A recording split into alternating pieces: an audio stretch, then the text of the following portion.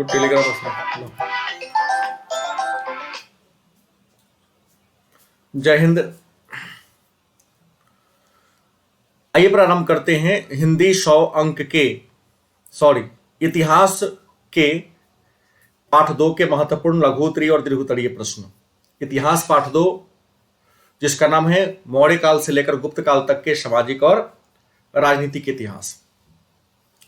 पहला प्रश्न है, इंडिका के लेखक कौन है? उत्तर होगा मेगास्थनीज। दूसरा प्रश्न है, धर्म महामात्र की नियुक्ति किसने किया? उत्तर होगा अशोक। तीसरा प्रश्न है, समुद्रगुप्त की तुलना किस यूरोपीय शासक से की जाती है? उत्तर होगा नेपोलियन। अगला है, मौर्य काल में टकसाल के प्रधान को क्या कहते हैं? उत्तर लक्षणाध्यक्ष। अगला, अशोक किस वंश का था? उत्तर होगा मौर्य वंश। अगला है, कलिंग युद्ध का वर्णन किस अभिलेख में है? उत्तर होगा 13वें शिलालेख। अगला प्रश्न है, चीनी यात्री फाहियान किस शासक के शासनकाल में भारत आया था? उत्तर होगा चंद्रगुप्त द्वितीय विक्रमादित्य। अगला, मेगास्थनीज किस भारतीय शासक के दरबार में आया था? उत्तर होगा चंद्रगुप्त मौर्य। अगला प्रश्न है, पंचतंत्र के लेखक कौन है? उत्तर होगा विष्णु शर्मा। अगला प्रश्न है, नालंदा विश्वविद्यालय के संस्थापक कौन थे? उत्तर होगा कुमारगुप्त प्रथम। अगला है, भारतीय इतिहास का कौन सा काल स्वर्ण काल कहलाता है? उत्तर होगा गुप्त काल। अगला प्रश्न है, अर्थशास्त्र की रचना किस सदी में हुई? उत्तर होगा 5वीं शताब्दी ईसा पूर्व में। अगला प्रश्न, किस शासक को उनके सिक्का पर बीना बजाते हुए दिखाया गया है? उत्तर होगा समुद्रगुप्त। अगला प्रश्न है, अशोक के द्वारा प्रचारित बौद्ध धर्म किस देश में नहीं गया? उत्तर होगा ब्रिटेन। अगला है, भारत का नेपोलियन किसे कहते हैं? उत्तर होगा समुद्रगुप्त को। अगला प्रश्न है, पाटलिपुत्र को सबसे पहले अपनी राजधानी किसने बनाया? उत्तर उदयन या उदयभद्र ने। अगला है, इलाहाबाद प्रशस्ति अथवा प्रयाग प्रशस्ति अभिलेख के लेखक कौन है? उत्तर होगा हरिसेन। अगला प्रश्न है, शक संवत की शुरुआत कब हुई? उत्तर होगा 78 ईस्वी में। अगला प्रश्न है, कुषाण वंश का सबसे महान शासक कौन था? उत्तर कनिष्क। अगला प्रश्न है, कनिष्क का राज्यारोहण कब हुआ? उत्तर होगा 78 ईस्वी में। अगला प्रश्न है, किस शासक ने स्वयं के खर्च से सुदर्शन झील की मरम्मत कराई? उत्तर होगा रुद्रदामन। अगला प्रश्न, अर्थशास्त्र के लेखक कौन है? उत्तर चाणक्य या कौटिल्य या विष्णुगुप्त। अगला है, कलिंग का युद्ध कब हुआ? उत्तर होगा 261 ईसा पूर्व में। अगला प्रश्न, मुद्रा राक्षस के लेखक कौन है? उत्तर होगा विशाख दत्त। अगला प्रश्न, मालविका अग्निमित्रम के लेखक कौन है? उत्तर होगा कालिदास। अगला प्रश्न, प्रयाग प्रशस्ति स्तंभ अभिलेख किस लिपि में है? उत्तर ब्राह्मी लिपि। अगला प्रश्न, धर्म महामात्र की नियुक्ति किसने किया? उत्तर होगा अशोक।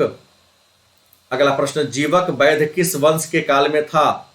उत्तर होगा हर्यक वंश। अगला प्रश्न है, किस काल को स्वर्ण काल कहते हैं? उत्तर होगा गुप्त काल। अगला प्रश्न, मेगास्थनीज भारत किस रूप में आया था? उत्तर होगा राजदूत। अगला है, अशोक के अभिलेख की खोज कब और किसने किया? उत्तर होगा 1750 ईस्वी में टिफेंथलर ने। अगला प्रश्न, अशोक के अभिलेख को कब और किसने पढ़ा? उत्तर होगा 1837 में जेम्स प्रिंसेप ने। अगला प्रश्न, किस शासक को प्रियदर्शी कहा जाता है? उत्तर अशोक को। अगला प्रश्न, कलिंग युद्ध का वर्णन किस शिलालेख में है? उत्तर 13वें शिलालेख।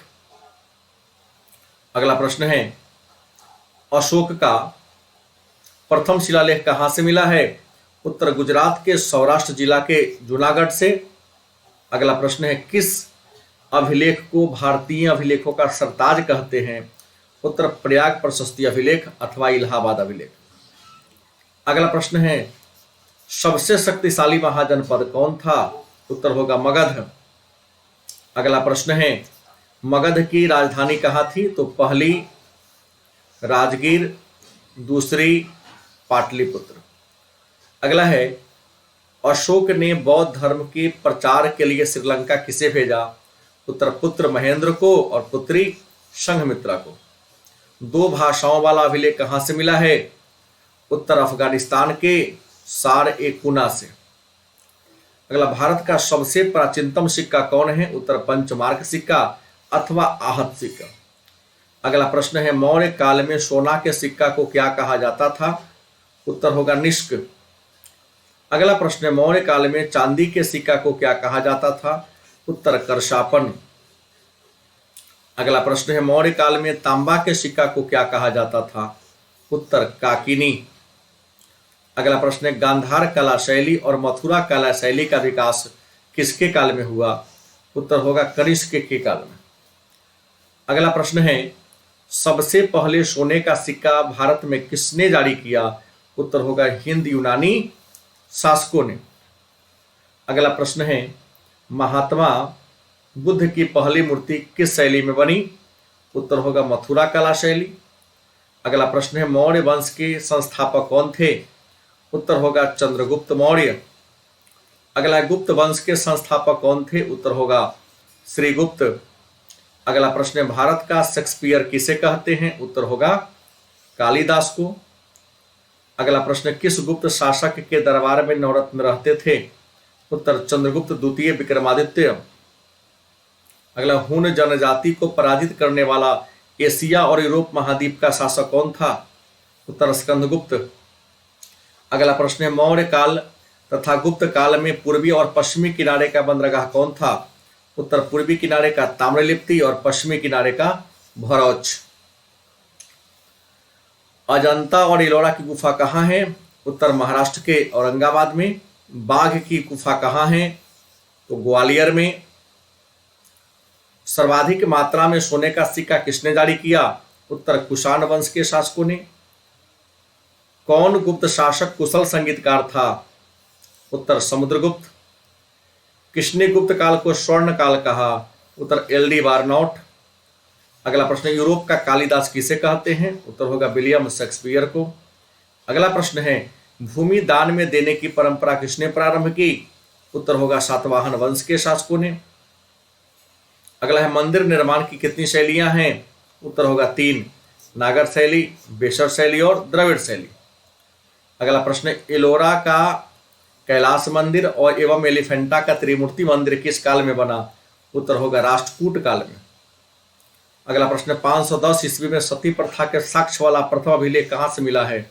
उत्तर मध्य प्रदेश के सागर जिला के एरन से।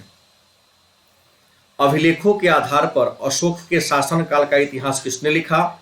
उत्तर होगा देवदत्त रामकृष्ण भंडारकर ने, मतलब होगा डी.आर.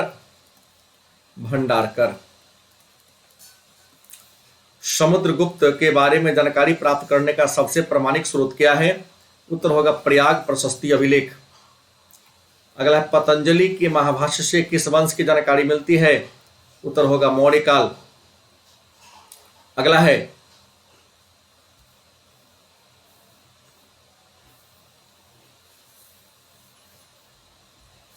वजी संघ को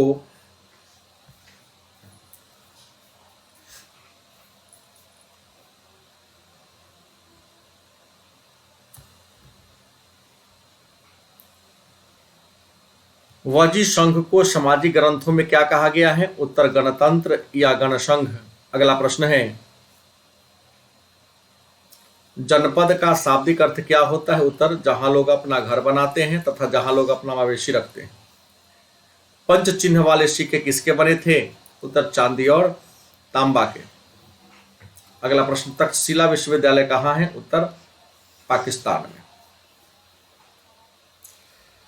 तो ये रहा वस्तुनिष्ठ प्रश्न जो परीक्षा के दृष्टिकोण से बड़ा महत्वपूर्ण है। आइए शुरू करते हैं लघुत्तरीय और दीर्घोत्तरीय प्रश्न।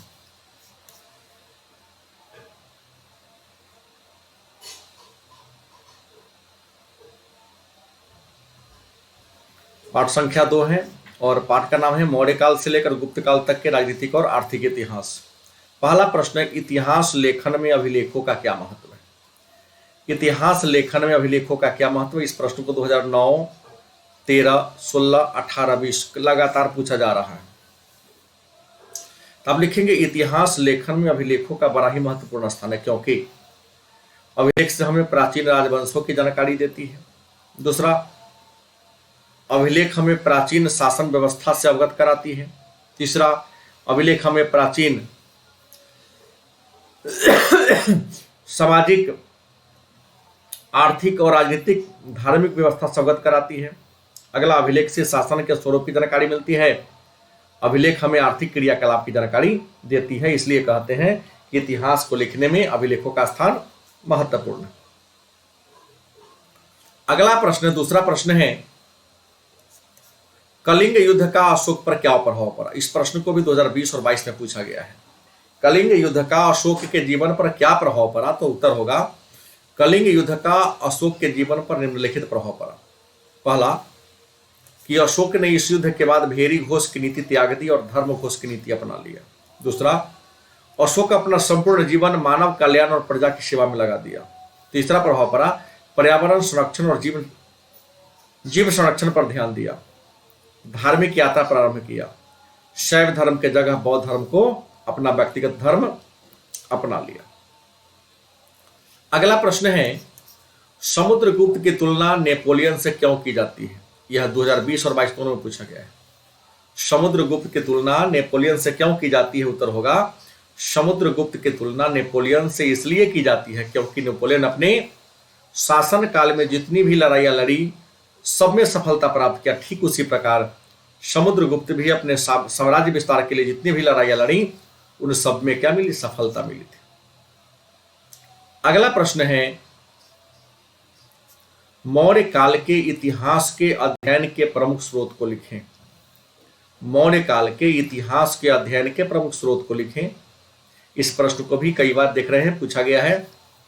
उत्तर होगा, मौर्यकालीन इतिहास के अध्ययन के प्रमुख स्रोत हैं कौटिल्य के द्वारा लिखा गया अर्थशास्त्र, मेगास्थनीज के द्वारा लिखा गया इंडिका, विष्णु पुराण, विशाख दत्त के द्वारा लिखा गया नाटक मुद्राराक्षस, अशोक के द्वारा जारी किया गया अभिलेख, पाणिनि के द्वारा लिखा गया अष्टाध्यायी। महाजनपद किसे कहते हैं? उत्तर होगा, महाजनपद जिसका शाब्दिक अर्थ बड़े राज्य होता है, अर्थात वह स्थान जहां लोग अपने कुटुंब, मवेशी और समुदाय के साथ मिलजुल कर रहते हैं, महाजनपद कहलाता है। प्राचीन काल में महाजनपदों की संख्या 16 थी। इनके नामों की सूची बौद्ध धर्म की पुस्तक अंगुत्तर निकाय और जैन धर्म की पुस्तक भागवती सूत्र में। अगला है, अशोक के धम्म से आप क्या समझते हैं? इस प्रश्न को भी लगातार देख रहे हैं, कई बार पूछा गया है। अशोक के धम्म से आप क्या समझते हैं? उत्तर होगा, अशोक जो मौर्य वंश का सबसे महान शासक थे, यह विश्व के इतिहास में जितना चक्रवर्ती सम्राट के रूप में प्रसिद्ध नहीं है उससे कहीं ज्यादा अपने धर्म के लिए प्रसिद्ध है। वास्तव में अशोक का धर्म बौद्ध धर्म, जैन धर्म या वैष्णव धर्म नहीं है, बल्कि सभी धर्म की अच्छी बातों का संग्रह है। इसकी जानकारी हमें अशोक के 7वें शिलालेख से मिलती है। अशोक के धर्म की मुख्य विशेषता या बात निम्नलिखित है: प्राणियों की हत्या न करना, माता पिता की सेवा करना, बुजुर्गों की सेवा करना, गुरुजनों का इज्जत करना, कम खर्च करना, मित्रों, परिचितों, ब्राह्मणों और दासों के साथ अच्छा व्यवहार करना। अगला प्रश्न है, यह भी महत्वपूर्ण है, इसको भी देखिए, 3-4 बार लगातार पूछा गया है। चंद्रगुप्त द्वितीय विक्रमादित्य के उपलब्धियों पर प्रकाश डालें। चंद्रगुप्त द्वितीय विक्रमादित्य के उपलब्धियों पर प्रकाश डालें। आप लिखेंगे, चंद्रगुप्त द्वितीय जो गुप्त वंश के महान शासक थे, यह समुद्रगुप्त का पुत्र और उनका उत्तराधिकारी था। विक्रमादित्य इनकी उपाधि थी। इनका शासनकाल 375 ईस्वी से 414 ईस्वी के बीच था। इनका विवाह नाग वंश की राजकुमारी कुबेर नागा से हुआ था। इनकी पुत्री का नाम प्रभावती, पुत्र कुमारगुप्त। यह वैष्णव धर्म को मानने वाले थे, लेकिन अन्य धर्मों के प्रति सहिष्णु थे। पाटलिपुत्र उज्जैन की राजधानी थी। इनके दरबार में संस्कृत साहित्य के 9 बड़े बड़े विद्वान रहते थे, जिन्हें नवरत्न कहा जाता था। इनके शासन काल में चीन के महान यात्री फाहियान भारत की यात्रा पर आया था। इन्होंने दिल्ली में लौह स्तंभ का निर्माण कराया। इनके दरबार में शंकु, छपनक, घटकपर, बेताल भट्ट, बाराहमिहिर, बररुचि, कालिदास, अमर सिंह और धन्वंतरी रहते थे। अगला प्रश्न है, मगध साम्राज्य के उत्थान के कारणों को लिखिए। इस प्रश्न को भी लगातार 13 में, 16 में, 23 में पूछा गया है। मगध साम्राज्य के उत्थान के कारणों को लिखें। तो मगध साम्राज्य के उत्थान के कई कारण थे। तो मगध साम्राज्य के उत्थान के प्रमुख कारण है, नंबर 1, विशिष्ट भौगोलिक स्थिति। मगध की पहली राजधानी राजगीर, जो चारों ओर 5 पहाड़ों से घिरा हुआ था। दूसरी राजधानी पाटलिपुत्र, जो चारों ओर से नदियों से घिरा हुआ था। दूसरा, मगध में बिंबिसार, अजातशत्रु, महापद्मनंद, चंद्रगुप्त मौर्य, अशोक, समुद्रगुप्त और चंद्रगुप्त विक्रमादित्य जैसे शक्तिशाली राजा हुए। ये इसके उत्कर्ष का कारण। तीसरा, मगध के पास लोहे का प्रचुर भंडार था। अगला, मगध के पास कोयले का विशाल भंडार था। अगला, मगध मध्य गंगा के मैदान में स्थित हुआ था, इस कारण यहाँ की मिट्टी बहुत उपजाऊ थी। मगध के पास विशाल शक्तिशाली हाथी सेना थी, जिसकी सहायता से किसी राज्य के दुर्ग को बड़ी आसानी से तोड़ा जा सकता था। अगला प्रश्न है, मगध साम्राज्य के पतन के क्या कारण थे? 13, 16 और 21 3 बार पूछा गया है कि मगध साम्राज्य के पतन के क्या कारण थे। उत्तर होगा, मगध साम्राज्य के पतन के प्रमुख कारण निम्नलिखित हैं। नंबर 1, प्रजा में राष्ट्रीयता की भावना का अभाव। दूसरा, अशोक के द्वारा भेड़ी घुस की जगह धर्म घुस की नीति को अपनाना। अशोक के द्वारा सेना को भंग कर दिया जाना। अशोक के द्वारा शस्त्र का परित्याग कर दिया जाना। राज परिवार में आपसी कलह। विशाल साम्राज्य के लिए योग्य शासकों का अभाव। साम्राज्य का बंटवारा। ये मौर्य साम्राज्य के पतन के लिए उत्तरदायी कारण था। अगला प्रश्न है, चंद्रगुप्त मौर्य के जीवन, चरित्र और उपलब्धियों पर प्रकाश डालें। इस प्रश्न को 11, 14 और 16 में पूछा गया है कि चंद्रगुप्त मौर्य के जीवन, चरित्र और उपलब्धियों पर प्रकाश डालें। आप लिखेंगे, चंद्रगुप्त मौर्य, जिनका जन्म 345 ईसा पूर्व में हुआ था। इनके माता का नाम मूरा और पिता का नाम सूर्यगुप्त, जो पिपली वंश के राजा थे। इनकी पत्नी का नाम दुर्धरा था। इन्होंने अपने गुरु चाणक्य की सहायता से नंद वंश के अत्याचारी शासक घनानंद की हत्या करके 322 ईसा पूर्व में नंद वंश के जगह मौर्य वंश की स्थापना किया। उपलब्धि, चंद्रगुप्त मौर्य की उपलब्धि, इन्होंने पहली बार संपूर्ण उत्तर भारत को एक राजनीतिक सूत्र में बांधने का काम किया। दूसरा, इन्होंने सिकंदर के प्रांतपति सेल्यूकस निकेटर को युद्ध में पराजित करके सिकंदर के द्वारा जीते गए क्षेत्र को वापस लिया और अपने साम्राज्य में मिला लिया। तीसरा, इनका विवाह सेल्यूकस निकेटर की पुत्री हेलेना से हुआ। इन्होंने अपने जीवन के अंतिम समय में भद्रवाहों से जैन धर्म की दीक्षा लिया। 298 ईसा पूर्व में कर्नाटक के श्रवणबेलगोला में चंद्रगिरी की पहाड़ी पर काया कलेश द्वारा इन्होंने प्राण को त्याग दिया। अगला प्रश्न है, गुप्त काल को स्वर्ण काल कहते हैं क्यों? इस प्रश्न को भी 2011 और 2022 में पूछा गया है। आप लिखेंगे, गुप्त काल प्राचीन भारतीय इतिहास का युगांतकारी काल था। विद्वान किसी भी काल को स्वर्ण काल का दर्जा उस काल की उपलब्धि के द्वारा देते हैं। गुप्त काल को प्राचीन भारतीय इतिहास को स्वर्ण काल इसलिए कहते हैं क्योंकि गुप्त काल में भारत की संस्कृति चरमोत्कर्ष पर थी। उस काल में ज्ञान विज्ञान, स्थापत्य कला, साहित्य कला, मंदिर निर्माण कला, मूर्ति निर्माण कला का प्रचुर विकास हुआ था। भारत के सभी प्रमुख मंदिरों का निर्माण एवं सभी ग्रंथों का संकलन गुप्त काल में हुआ था। इस वंश के शासकों ने संपूर्ण भारत को एक राजनीतिक सूत्र में बांधने का काम किया। इस वंश में समुद्रगुप्त जैसे महान विजेता हुए, वहीं चंद्रगुप्त विक्रमादित्य जैसे विद्वानों के महान आश्रयदाता। यह काल प्रशासनिक, आर्थिक, राजनीतिक और दृष्टिकोण से बड़ा ही समृद्ध था। इसलिए इतिहासकार एल.डी. बार्नौट ने गुप्त काल को उसी स्थान पर रखा जिस स्थान पर यूनान में पेरिक्लीज का था। इस तरह उपलब्धियों के आधार पर गुप्त काल को भारतीय इतिहास का स्वर्ण काल कहते हैं। अगला प्रश्न है, प्राचीन भारतीय इतिहास के अध्ययन के स्रोतों को लिखिए। इसको 11 और 17 दो बार पूछा गया है अभी तक कि प्राचीन भारतीय इतिहास के अध्ययन के स्रोतों को लिखिए। आप लिखेंगे प्राचीन भारतीय इतिहास के अध्ययन के प्रमुख स्रोत निम्नलिखित हैं।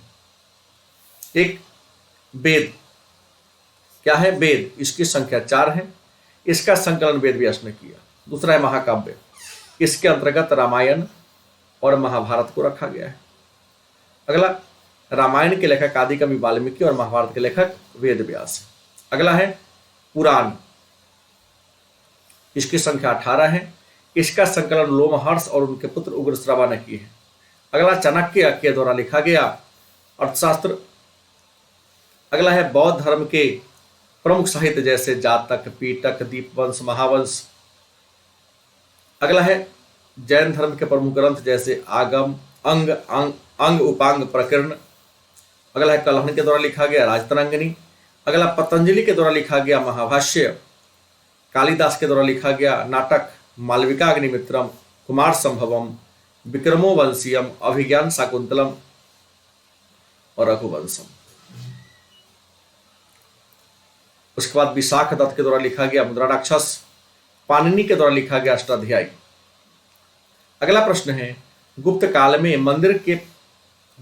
निर्मित प्रमुख मंदिरों का नाम लिखें। गुप्त काल में निर्मित प्रमुख मंदिरों का नाम लिखें। आप लिखेंगे गुप्त काल में निर्मित प्रमुख मंदिर निम्नलिखित हैं। इसको 2016 में, 19 में और 23 में पूछा गया है। एरन का विष्णु मंदिर, यह मध्य प्रदेश के सागर जिला में है। तिगवा का विष्णु मंदिर, यह मध्य प्रदेश के जबलपुर जिला में है। नाचना कुठार का पार्वती मंदिर, यह मध्य प्रदेश के पन्ना जिला में है। भूमरा का शिव मंदिर, यह मध्य प्रदेश के सतना जिला में है। देवगढ़ का दशावतार मंदिर, यह उत्तर प्रदेश के ललितपुर जिला में है।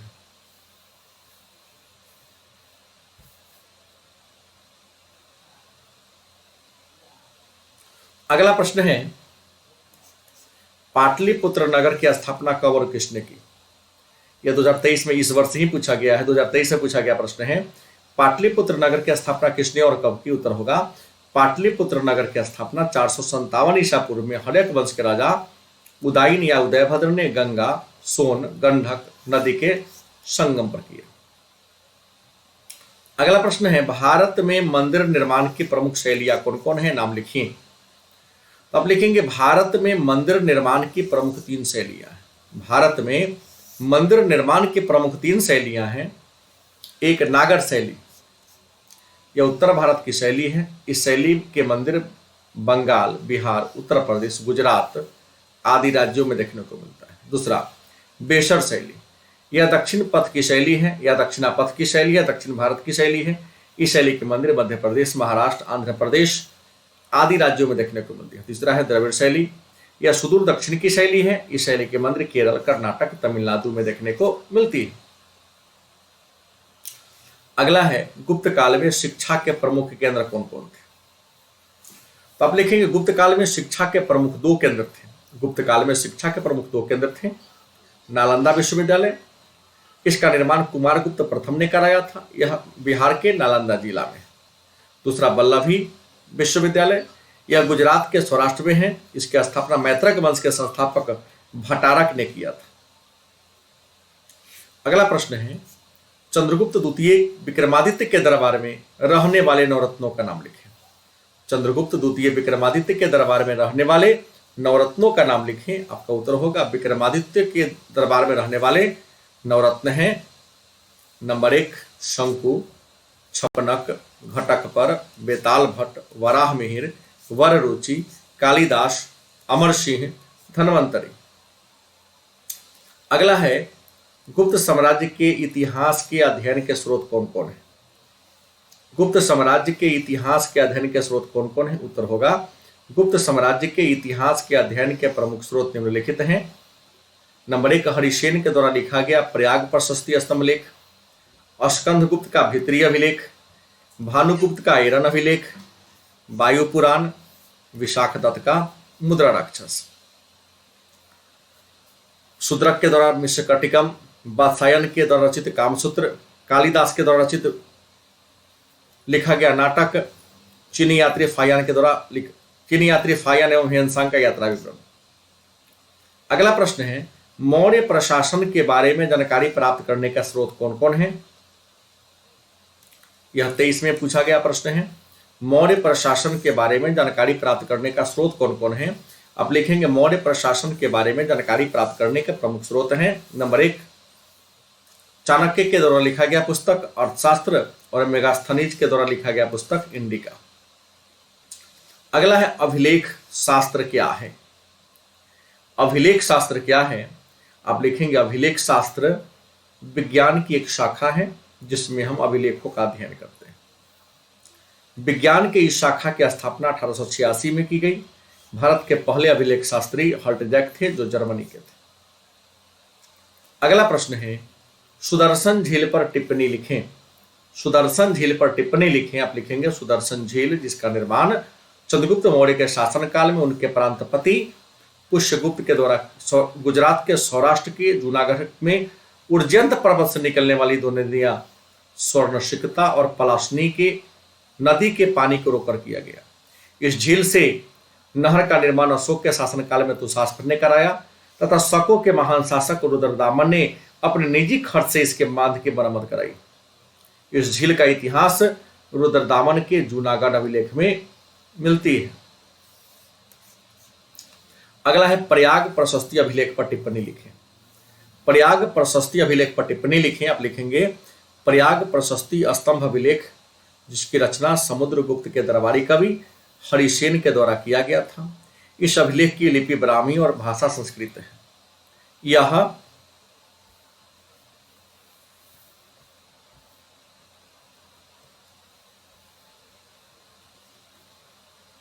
यह अभिलेख पहले कौशाम्बी में था जिसे बाद में इलाहाबाद में लाया गया।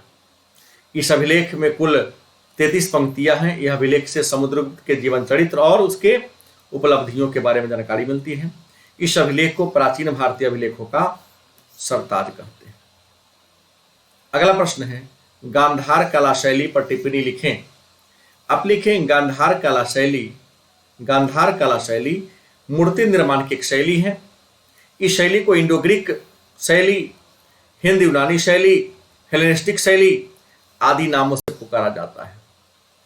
इस शैली का विकास कनिष्क के शासनकाल में हुआ था। इस कला शैली का केंद्र गांधार है